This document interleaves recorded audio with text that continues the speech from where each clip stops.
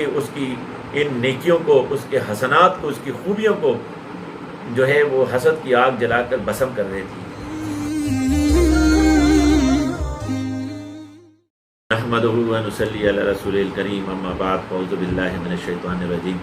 ناظرین، تصوف کے حوالے سے جو ہم نے بات شروع کی تھی اس کا یہ غالباً چوتھا حصہ ہے، اور ہم نے دل کی بیماریاں اس کے حوالے سے بات شروع کی ہے تاکہ ہم اپنے دل کی بیماریاں اس کو سمجھ جائیں۔ پہلی بیماری ہم نے تکبر بیان کی، دوسری بیماری حسد ہے۔ آقا علیہ الصلوۃ والسلام فرماتے ہیں حسد نیکیوں کو اس طرح کہا جاتی ہے جس طرح آگ لکڑی کو کہا جائے۔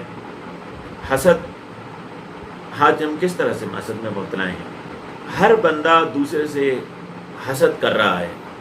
کسی بندے کو ترقی مل جائے تو اس پر حسد، کسی کو اچھے خاندان کی عورت مل جائے تو اس پر حسد، کسی کی اولادیں خصوصاً نرینہ اولاد زیادہ ہو جائے اس پر حسد، کسی کو علم میں مقام نصیب ہو جائے اس پر حسد، کوئی دنیاوی مقام اور دنیاوی عہدوں کو حاصل کر لے اس پر حسد، کسی کو بڑا عالم بننا نصیب ہو جائے اس پر حسد۔ جس بندے کو دیکھو حسد میں مبتلا ہے۔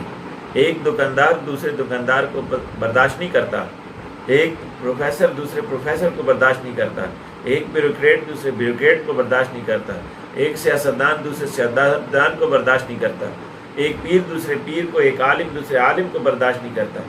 یہ کیا ہے؟ یہ حسد ہے۔ بھائی بھائی کے ساتھ حسد میں مبتلا ہے، بہن بہن کے ساتھ حسد میں مبتلا ہے۔ کسی کو دنیا میں تھوڑی سی ترقی کر کے دیکھ لیا، اس کے در پہ ہو گیا، اس کو کیوں ترقی ہوئی، مجھے کیوں ترقی نہ ملی؟ اس کی اجازت نہیں ہے۔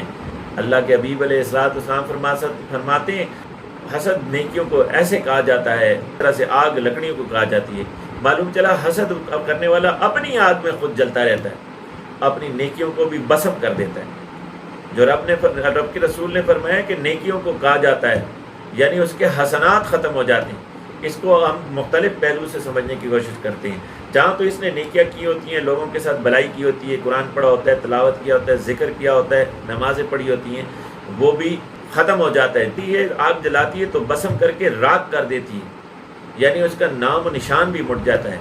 تو یہ نیکیاں صرف یہ نہیں کہ وہ نیکیوں کا ثواب ختم ہو جاتا ہے، بلکہ اس نیکیوں کے حسنات جو اس کے اندر پیدا ہونے تھے، جو اثرات اس کے اندر آنے تھے، جو مکارم حسنہ اس سے جو ہے پیدا ہونے چاہیے تھے، وہ نمازیں پڑھ کے بھی اس کے اندر پیدا نہیں ہوتے، وہ ذکر کر کے بھی اس کے اندر نہیں آتے، کیونکہ اس کی ان نیکیوں کو، اس کے حسنات کو، اس کی خوبیوں کو جو ہے وہ حسد کی آگ جلا کر بسم کر دیتی ہے۔ تو بات یہ ہے کہ حسد کرنے والے کے اندر اگر کوئی خوبیاں ہوتی ہیں، جو نیکیاں کی ہیں وہ تو جل گئیں، اگر جو خوبیاں اس کی ذات کے اندر ہوں، جب وہ حسد کی آگ میں اندر ہی اندر جلتا رہتا ہے تو اس کے ساتھ یہ ہوتا ہے کہ اس کے اندر جو دیگر خوبیاں ہوتی ہیں وہ خوبیاں اس کے اندر سے مٹنا شروع ہو جاتی ہیں، اس کی یہ برائی ہر چیز پر حاوی ہو جاتی ہے، لوگوں کو نظر آنا شروع ہو جاتی ہے کہ حاسد ہے، لوگوں سے حسد کرتا ہے، وہ بڑے اچھے انداز میں بات کرنے والا ہوتا ہے، وہ لوگوں کے ساتھ خوبی سے ملنے والا ہوتا ہے، وہ سلام میں پہل کرنے والا ہوتا ہے، وہ اٹھنے بیٹھنے میں اچھا ہوتا ہے، وہ بیوی کے حقوق ادا کرنے والا ہوتا ہے، لیکن اس کے سب اخلاق لوگوں کی نگاہ میں چھپ جاتے ہیں، اس کے اخلاق نظر نہیں آتے، اس کی ایک حسد اس کے تمام حسنات پر حاوی ہو جاتی ہے، اس حسنات کو جلا کر خاک کر دیتی ہے، اور اس کا اپنا عالم یہ ہوتا ہے کہ اس حسد کی آگ میں جل جل کے اس کی یہ سارے اخلاقیات ضائع ہو جاتے ہیں اور وہ ایک بدخلق بندہ بن کر رہ جاتا ہے۔ حسد ایک بہت بڑی بیماری ہے، اور آج ہم نے اس کا چونکہ علاج نہیں کیا۔ جب بندہ علاج نہیں کرتا ہوتا ہمارے ساتھ کیا ہے، ہم کیا کرتے ہیں؟ جب کوئی بیمار ہو جائے اس کو کہاں جانا چاہیے؟ ڈاکٹر کے پاس۔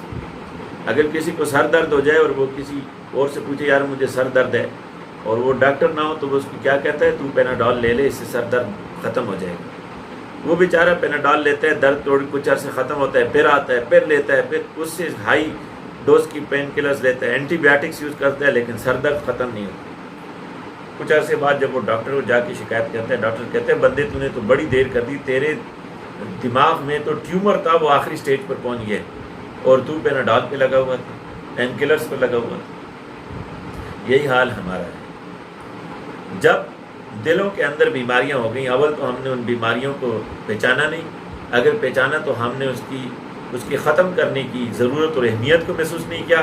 اگر ضرورت اور اہمیت کو پایا کہ ہمارے اندر یہ بیماری ہے، اس کو ختم کرنا چاہیے، تو خود سے دائیں بائیں کسی سے پوچھ لیا بھائی اس کے لیے کیا کریں. کسی اچھے معالج سے ہم نے رابطہ نہیں کیا، کسی اللہ والے کی صحبت کو اختیار نہیں کیا. بیماری کا علاج معالج سے کرنا سیکھیں. حسد ایک بہت بڑی بیماری ہے جس کا ہمیں آج احساس بھی نہیں ہے. اللہ تعالی ہمیں اس سے محفوظ و معمون فرمائے اور اس کا علاج کرنے کے لیے کسی کامل ولی کی صحبت میں بیٹھنے کی توفیق نصیب فرمائے. وآخر دعوانا الحمد للہ رب العالمین.